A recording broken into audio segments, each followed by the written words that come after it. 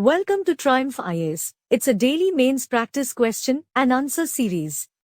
This program is exclusively designed for UPSC CSE aspirants. In this video discussion, we will discuss UPSC CSE mains previous 25-year questions. Question number 1. To what extent has the urban planning and culture of the Indus Valley civilization provided inputs to the present-day urbanization? Discuss. Let's start the answer with the introduction. The urban planning and culture of the Indus Valley civilization represents a high water mark in the history of India. The level of maturity in town planning achieved by Indus Valley civilization was not to be seen for next many centuries. Therefore, it provides inputs to the present-day urbanization in many ways. Main body of the answer. Indus Valley civilization was characterized by grid system of roads, underground drainage system, use of burnt bricks, balconies, toilets and many elements which are important components of present-day urban planning. The efficiency of municipal governments in maintaining the hygiene, providing water supply, flood management, etc. inspires the modern urban planners. Large areas each extending up to 100 hectares were allocated to each habitation.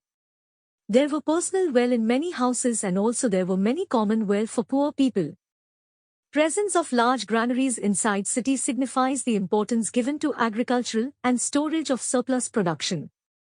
Jewelry, pottery, coins, sculptures and other elements found in excavation shows the richness of the culture of civilization. The base of the Indus civilization's economy was certainly trade, which was facilitated by major advances in transport technology. The conclusion of the answer is: it is astonishing fact that the 19th century European cities had poor roads and drainage facilities than Indus Valley civilization. Urban planning is one of the major problems faced by India today, and most of the cities have mushroomed in an unplanned and disorderly manner. Therefore, Indus Valley civilization can work as a lighthouse for the modern-day town planners. Question number 2. The role of individual MPs, that is members of parliament, has diminished over the years, and as a result, healthy constructive debates on policy issues are not usually witnessed.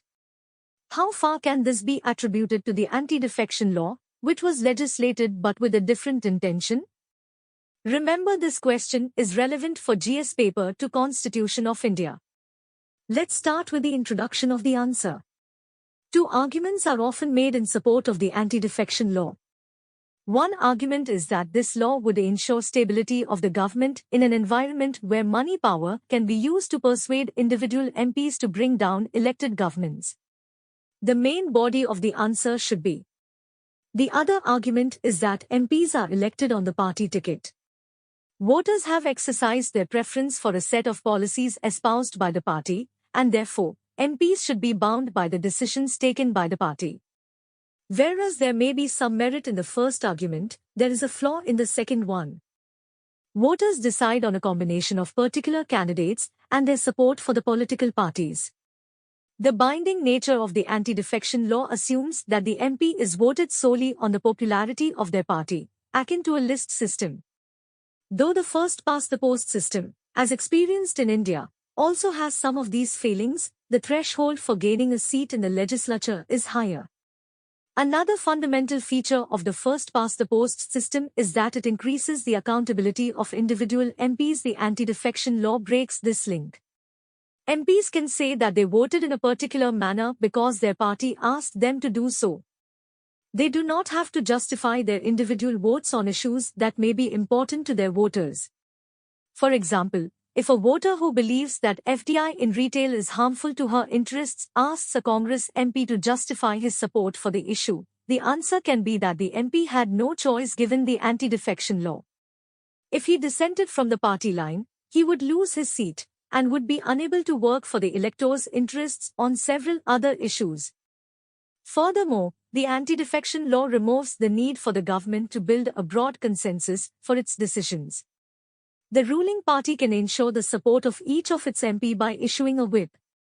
The conclusion of the answer is: if it needs to build further support to get a majority, it only needs to convince the leaders of other parties, and not individual MPs in a sense, the role of an MP is diminished to just a person who has to follow orders from the party bosses.